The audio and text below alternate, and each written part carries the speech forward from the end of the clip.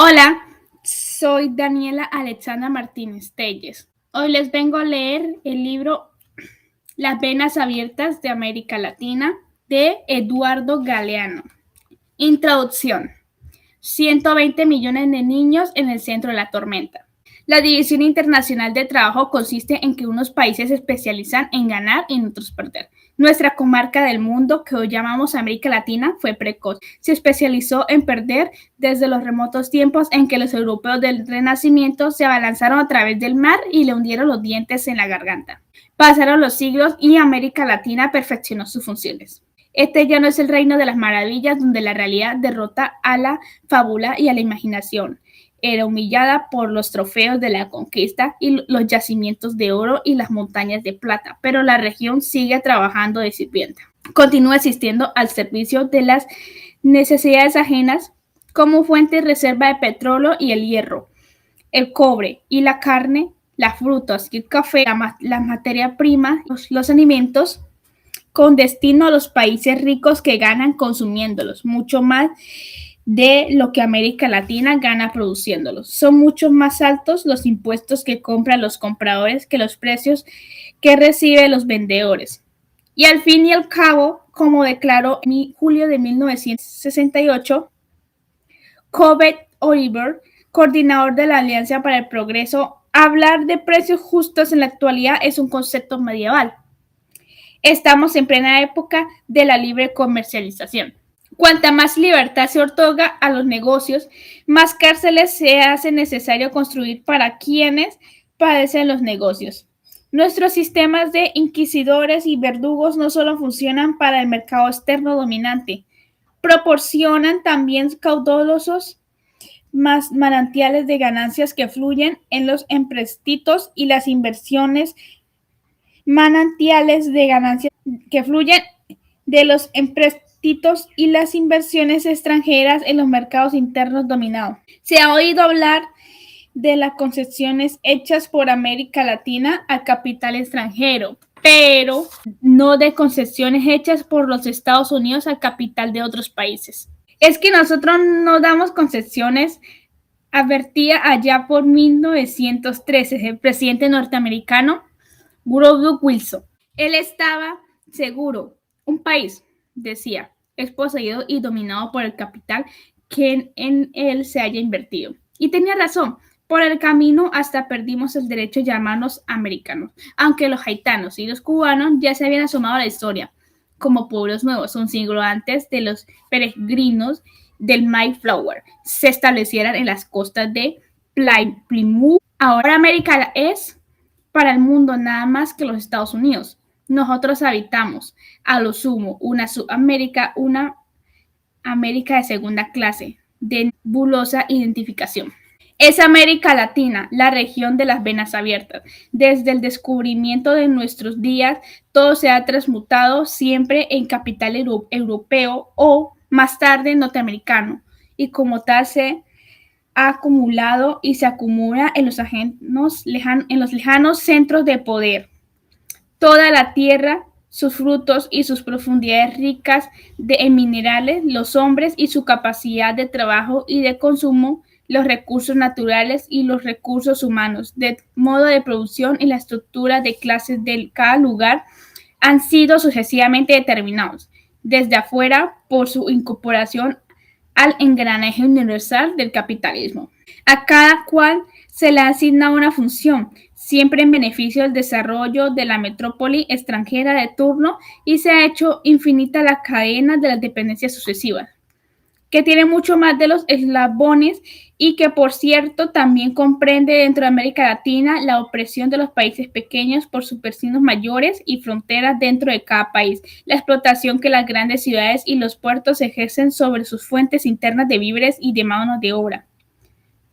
Hace 4 siglos ya habían nacido 16 de las 20 ciudades latinoamericanas más pobladas en la actualidad.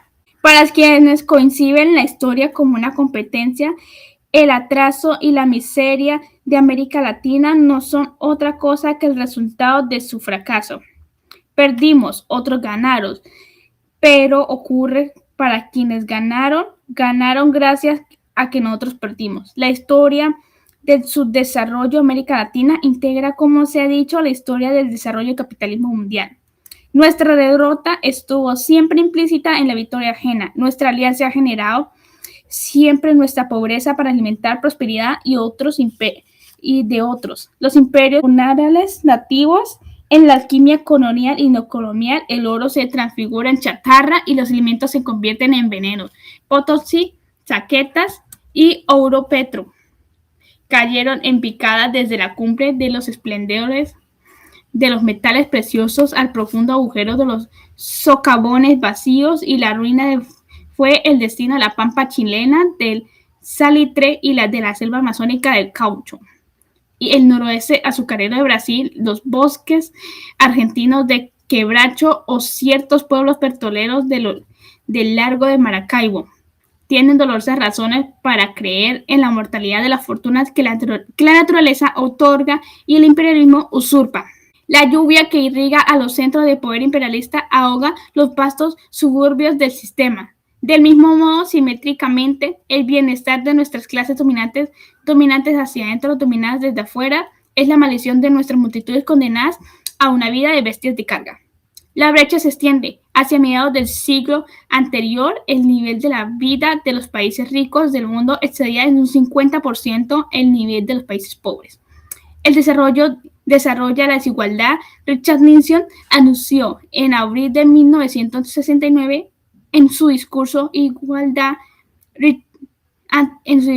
ante la OEA que a fines del siglo XX el ingreso per cápita en Estados Unidos será 15 veces más alto que el ingreso en América Latina.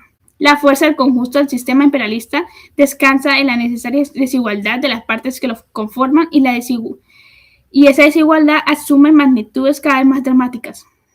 Los países opresores se hacen cada vez más ricos en términos absolutos, pero mucho más en términos relativos por el dinamismo de la disparidad creciente. El capitalismo central puede darse el lujo de crear sus propios mitos de opulencia, pero los mitos no se comen, y bien lo saben los países pobres que constituyen el vasto capitalismo periférico.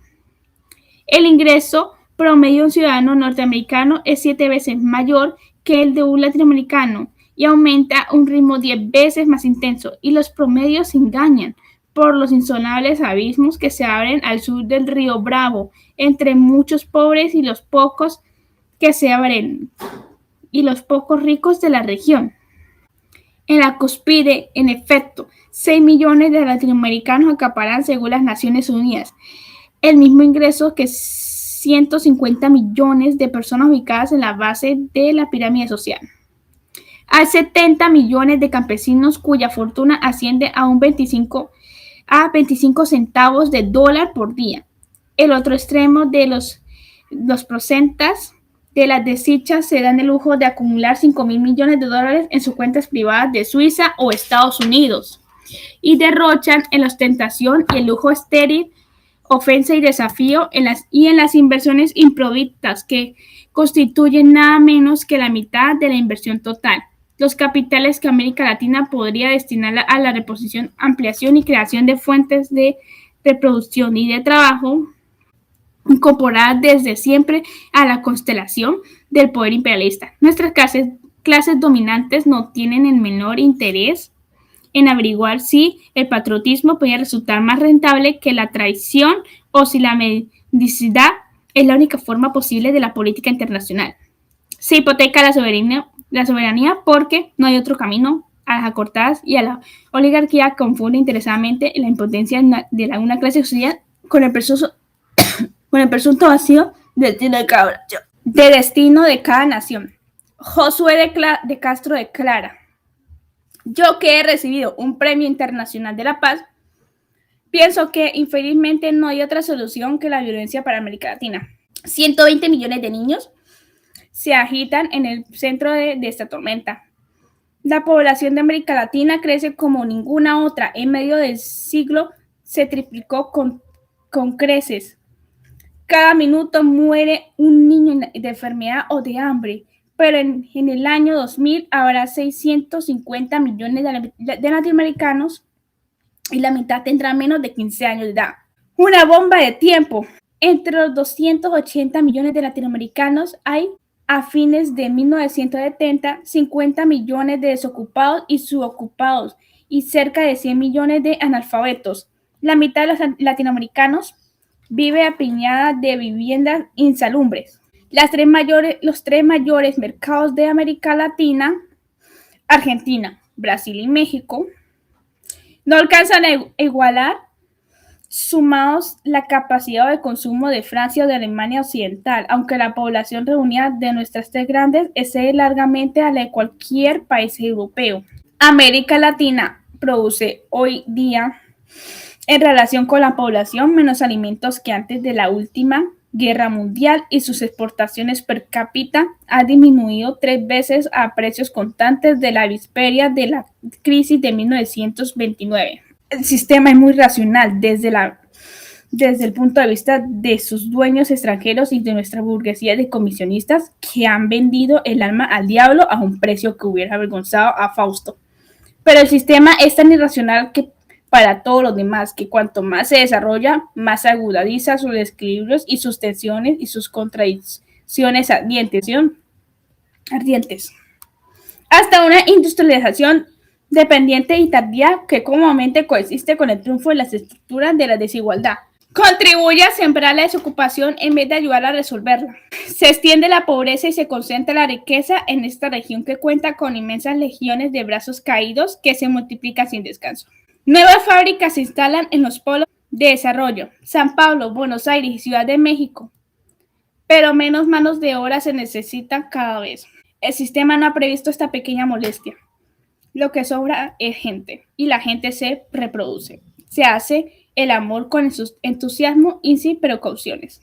Cada vez queda más gente en la vera del camino, sin trabajo en el campo, donde el latifundio reina con sus gigantescos eriales y sin trabajo en la ciudad, donde reinan las máquinas. El sistema vomita hombres. Los misioneros norteamericanos esterilizan masivamente mujeres y siembran píldoras, diafragmas, espirales, preservativos y almacanes marcados, pero cosechan niños. Porfiadamente, los niños latinoamericanos continúan naciendo, reivindicando su derecho natural a obtener un sitio bajo el sol en estas tierras espléndidas que podían brindar a todo lo que casi todos niegan. A principios de noviembre de 1968, Richard Nixon comprobó en voz alta que la Alianza para el Progreso había cumplido 7 años de vida y, sin embargo, se habían agravado la desnutrición y la escasez de alimentos en América Latina. Pocos meses antes, en abril, George Ball escribía en Life: por lo menos durante las próximas décadas, el descontento de las naciones más pobres no significaría una amenaza de nutrición del mundo. Por vergonzoso que sea, el mundo ha vivido durante generaciones 2/3 pobres y 1/3 ricos. Por injusto que sea, es limitado el poder de los países pobres.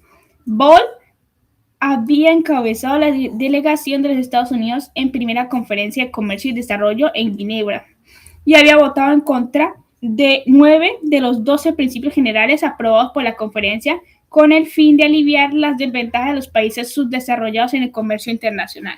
Son secretas las matanzas de la miseria en América Latina. Cada año estallan silenciosamente, sin estípetio alguno, 3 bombas de Hiroshima sobre estos pueblos que tienen la costumbre de sufrir con los dientes apretados. En esta violencia sistemática, no aparente pero real, va en aumento. Sus crímenes no se difunden en la crónica roja, sino en las estadísticas de la FAO. Ball dice que la impunidad es todavía posible porque los pobres no pueden desencadenar la guerra mundial.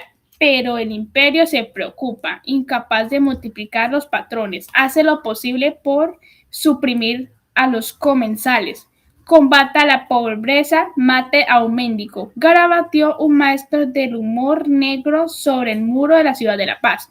¿Qué se propone a los herederos de Malthus sino matar de los próximos mendigos antes de que nazcan? Robert McNamara. El presidente del Banco Mundial había sido presidente de la FOR y secretario de Defensa. Afirma que la explosión demográfica constituye el mayor obstáculo para el progreso de América Latina y anuncia que el Banco Mundial otorgará prioridad en sus préstamos a los países que aplican planes para el control de la natalidad. Namura comprueba con lástima que los cerebros de los pobres piensan un 25% menos que los tecnócratas del Banco Mundial, que ya nacieron. Hace zumbar las computadoras y generan complicadísimos trabalenguas sobre las ventajas de no nacer.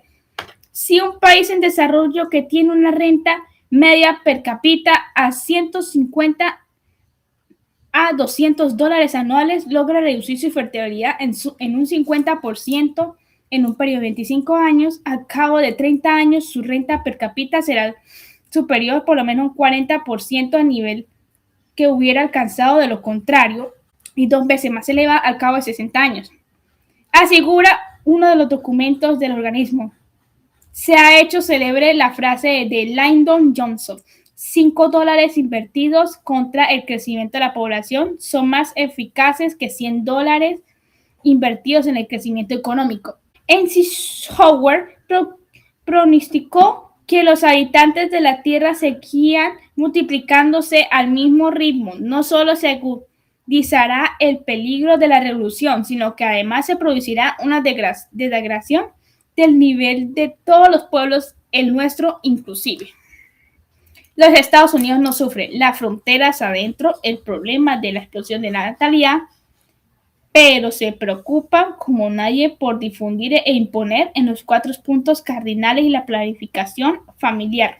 No solo el gobierno, también Rockefeller y la Fundación Ford padecen pesadillas con millones de niños que avanzan como langostas desde los horizontes del tercer mundo. Platón y Aristóteles se habían ocupado del tema antes que Malthus y McNamara. Sin embargo, en nuestros tiempos, toda esta ofensiva universal cumple una función bien definida. Se propone justificar la muy desigual distribución de la renta entre los países y entre las clases sociales. Convencer a los pobres de la pobreza es el resultado de los hijos que no se evitan y poner un dique al avance de la furia de las masas en movimiento y rebelión. Los dispositivos ultraterrenos compiten con las bombas y la metralleta en el sudeste asiático en el esfuerzo por detener el crecimiento de la población de Vietnam. En América Latina resulta más higiénico y eficaz matar a los guerrilleros en los úteros que en las tierras o en las calles. Diversas misiones norteamericanas han esterilizado militares de mujeres en la Amazonía, pese a que esta es la zona habitable más desierta del planeta. En la mayor parte de los países latinoamericanos, la gente no sobra, falta. Brasil tiene 38 veces menos habitantes por kilómetro cuadrado que Bélgica. Paraguay 49 veces menos que Inglaterra. Perú 32 veces menos que Japón. Haití y El Salvador, hormigueros humanos de América Latina, tienen una densidad de población menor que la de Italia. Los pretextos invocados ofenden la inteligencia. Las intenciones reales encienden la indignación. Al fin y al cabo, no menos de la mitad de los territorios de Bolivia, Brasil, Chile, Ecuador, Paraguay y Venezuela está habitada por nadie. Ninguna población latinoamericana crece menos de la del Uruguay, país de viejos, y sin embargo ninguna otra nación ha sido tan castigada. En los últimos años recientes por una crisis parece arrastrarla al último círculo de los infiernos. Uruguay está vacío y sus praderas fértiles podrían dar de comer a una población infinitivamente mayor que la de hoy. Padece sobre su suelo tantas perumanías. Hace más de un siglo, un canciller de Guatemala había sido sentenciado proféticamente. Sería curioso que el del seno mismo de los Estados Unidos, de donde nos viene el mal, naciese también el remedio. Muerda y enterrada la Alianza para el Progreso. El imperio propone ahora, con más pánico que generosidad, resolver los problemas de América Latina, eliminando de antemano a los latinoamericanos. En Washington tienen ya motivos para sospechar que los pueblos pobres no prefieren ser pobres. Pero no se puede querer el fin sin querer los medios. Quienes niegan la liberación de América Latina niegan también nuestro único renacimiento posible. Y de paso, absuelven a la estructura en vigencia. Los jóvenes se multiplican, se levantan escuchan. ¿Qué les ofrece la voz del sistema? El sistema habla un lenguaje surrealista, propone evitar los nacimientos en estas tierras vacías, opinan que faltan capitales en países donde los capitales sobran pero se desperdician, denomina ayuda a la ortopedia deformante de empecititos y al drenaje de riquezas que las inversiones extranjeras convocan a los latifundistas a realizar la reforma agraria y la oligarquía, a poner en la práctica la justicia social. La lucha de clases no existe, se decreta, más que por culpa de los agentes foráneos que la encienden, pero en cambio existen las clases sociales y a la opresión de unas por otras se les domina el estilo occidental de vida. Las expediciones criminales de los marines tienen por objeto restablecer el orden y la paz social, y las dictaduras adictas a Washington establecer el orden y la paz social. Fundan en las cárceles el Estado de Derecho y prohíben las huelgas y aniquilan los sindicatos para proteger la libertad de trabajo. Tenemos todo prohibido, salvo cruzarnos de brazos. La pobreza no está escrita en los astros de su desarrollo, no es el fruto de oscuro designio de Dios. Corren años de revolución, tiempos de redención. Las clases denominantes ponen las barbas en remojo y a la vez anuncian el infierno para todos. En cierto modo, la derecha tiene razón cuando se identifica a sí misma con la tranquilidad y el orden. Es el orden, en efecto, de la cotidiana humillación de las mayorías, pero el orden al fin. La tranquilidad de que la injusta siga siendo injusta y el hambre hambrienta. Si el futuro se transformara en una caja de sorpresa, el conservador grita, con toda razón, me han traicionado. Y los ideólogos de la impotencia, los esclavos que se miran a sí mismos y los ojos del amo, no demoran en hacer escuchar sus clamores. El águila de bronce del Maine, derribada el día de la victoria revolucionaria cubana, yace ahora abandonada con las alas rotas bajo un portal del barrio viejo de La Habana. Desde Cuba en adelante, también otros países han iniciado por distintas vías con distintos medios la experiencia del cambio. La perpetuación del actual orden de cosas es la perpetuación del crimen. Los fantasmas de todas revoluciones estranguladas o traicionadas a lo largo de la tortura historia latinoamericana se asoman en las nuevas experiencias, así como los tiempos presentes habían sido presentidos y creados por las contradicciones del pasado. La historia es un profeta con la mirada vuelta hacia atrás, por lo que fue y contra lo que fue, anuncia lo que será.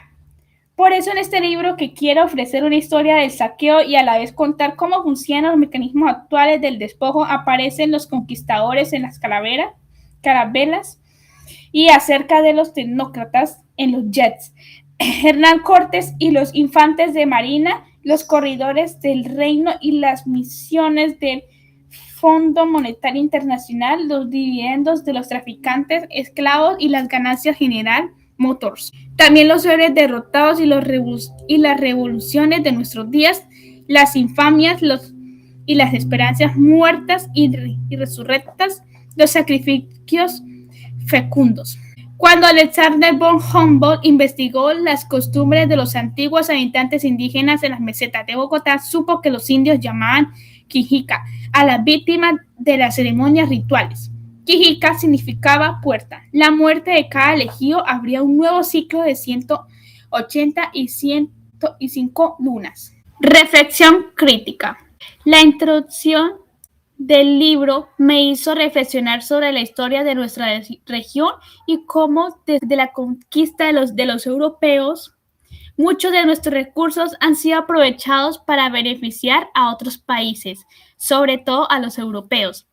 Galeano muestra que América Latina ha tenido grandes riquezas como minerales, petróleo, alimentos y otros recursos valiosos, pero aún así muchas personas han vivido en condiciones de pobreza y desigualdad. Al relacionar esto con la realidad actual que tenemos, pienso que algunos de estos problemas todavía se pueden ver en nuestra región. Por ejemplo, en nuestro país, Colombia, tenemos muchos recursos naturales, pero no todas las personas se benefician de esa riqueza. Todavía existen comunidades con pocas oportunidades, problemas de pobreza y grandes diferencias entre las personas que tienen mucho dinero y más recursos.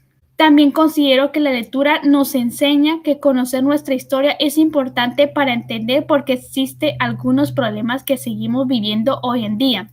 Aunque la situación ha cambiado con el paso de los años, todavía hay cierta dependencia económica y desigualdad en América Latina. Por eso creo que debemos buscar un desarrollo que nos reproduzca a una riqueza, sino que también permita que ésta llegue a más personas y ayude a mejorar las condiciones de vida. En conclusión, esta introducción me permitió entender que muchos de los problemas actuales de nuestra región tienen relación con los hechos que ocurrieron en el pasado. La lectura nos invita a reflexionar sobre nuestro presente y a pensar en la importancia de construir una América Latina más dependiente y justa con las mejores oportunidades para todos, sin importar la raza, el lugar y también sin importar en qué tipo de comunidad o religión tengas. Muchas gracias por su atención.